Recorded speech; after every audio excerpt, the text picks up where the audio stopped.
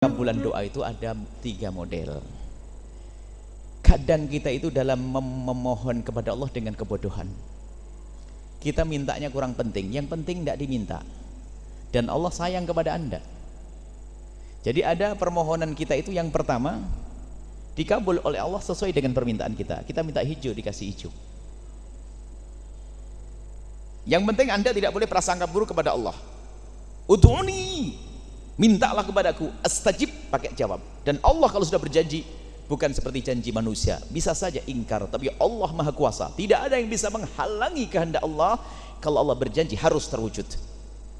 Ud'uni, mintalah kepadaku, astajib lakum, aku akan beri kalian.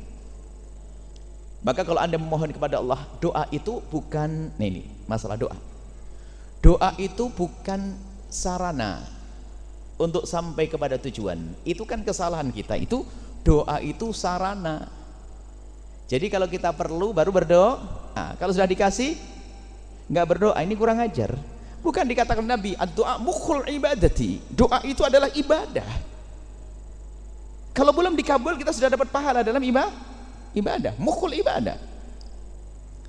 Jadi kalau kita punya hajat biasanya langsung datang ke kiai minta doa, malam-malam nangis. Besok kalau beres lupa. Nah ini kan model kita, karena doa sebagai perantara. Tapi hendaknya kita paham, doa itu adalah tujuan ibadah. Wa ma khalaqtul jinna wal insa illa liya'budun. Aku tidak menciptakan jin dan manusia untuk beribadah. Dan berdoa adalah disabdakan Nabi, mukhul ibadati, saripati ibadah. Jadi kalau orang sadar tentang makna ini, kalau berdoa nggak nunggu-nunggu diberi atau tidak diberi. Yang penting tugasku berdoa. Manusia kalau sering diminta itu bosen, bisa marah. Tapi kalau Allah tidak Anda minta, akan marah kepada Anda. Coba Anda kalau minta sama orang terus lagi, itu lagi, pasti dong minta lagi dia. Tapi kalau Allah tidak, ini hambaku akan datang kepadaku, minta kepadaku. Semakin cinta Allah dengan doa. Maka harus paham pengabulan doa. Yang pertama adalah doa kita akan dikabul langsung, model yang kita minta. Yang kedua adalah akan diberi sesuatu yang lebih penting, cuma karena kebodohan kita tidak pernah memohon dan meminta. Setiap hari hanya minta rezeki, ya Allah semoga rezekiku banyak ya Allah untuk bekal sekolah dan sebagainya ya Allah. Setiap hari sholat duha cari duit, tahajud cari duit, tapi nggak dapat duit. Anda tidak boleh prasangka buruk. Sudah dikasih oleh Allah sebetulnya, cuman Anda saja tidak tahu. Anda minta hijau, dikasih oleh Allah yang putih. Anda minta merah, dikasih yang kuning. Anda mintanya dunia agar diberi rezeki yang banyak, tapi ada yang lebih penting dari itu. Lihat, cuman Anda tidak sadar. Anak Anda dijaga oleh Allah. Anda tidak pernah kok doa minta begini kepada Allah, ya Allah jaga jantung anakku. Pernah ngomong gitu? Enggak pernah. Tapi anak kita di jantungnya dijaga oleh Allah.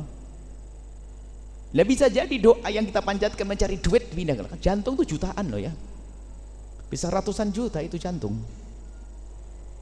Tapi kita tidak pernah minta. Makanya jangan prasangka buruk kepada Allah, pasti dikabul oleh Allah. Hanya mungkin saya tidak tahu, karena kebodohan saya dalam memohon, mintanya duit, duit, rezeki. Lupa kita, ya Allah jantungku, imanku ya Allah. Karena Anda mohon kepada Allah diganti, hambaku ini ya Allah, kesian hambaku ini bagaimana sih kok bodoh bener nih, mintanya duit terus, padahal imannya lebih mahal, akhlaknya lebih mahal, kehormatannya lebih mahal. Ada orang terpeleset dalam zina, ini anaknya dijaga berkat doanya, maka doa Anda akan bermanfaat. Dan doa itu ini di dunia ya, di akhirat nanti. Yang ketiga, doa itu kadang diberikan dalam tempo yang jauh, yang panjang. Ini loh, kita membangun silaturahmi kepada Allah biar Anda husnudzon terus. Anda minta hari ini, kadang belum dikasih hari ini karena belum waktunya. Kalau Anda diberi hari itu kayaknya berantakan, Anda belum waktunya, maka tidak diberi Allah nanti. Diberi selanjutnya. Ada satu wanita yang sangat solehah, seorang wanita namanya Hannah, ibunda Siti Maryam. Ibunda Siti Maryam itu wanita yang sangat solehah, tahajudan, ibadah, tidak pernah kenal maksiat. Suatu ketika ngandung dia. Dia memohon kepada Allah, inni nadartu laka ma fi batni muharrara. Aku bernadar ya Allah, anakku itu akan maksudnya aku akan jadikan orang yang terbebas dari pikuk dunia, hanya beribadah kepadamu. Diwakafkan untuk menjadi ahli Allah. Diwakafkan untuk ibadah. Dan layaknya orang yang bisa diwakafkan untuk ibadah itu hanya kaum pria. Kalau wanita itu mesti ada kesibukan nanti macam-macam. Pengennya laki-laki yang ahli ibadah seperti para nabi dan rasul yang luar biasa. Akhirnya mengandung, doanya seperti itu setiap malam, ya Allah jadikan anak ini nanti yang aku jadikan ahli ibadah, yang tidak akan terputus ibadahnya. Ngurusi tempat ibadah, di tempat ibadah terus. Tak tahunya apa? Lahirlah inni wada'tuha untha. Loh, keluar perempuan. Walaysa dzakaru kal untha. Perempuan tidak kayak laki-laki. Beliau berharap laki-laki, keluar perempuan. Akan tapi apakah waktu dikasih perempuan berarti doanya tidak dikabul? Allah Maha tahu, lihat, biarpun perempuan lihat kualitasnya kayak laki-laki.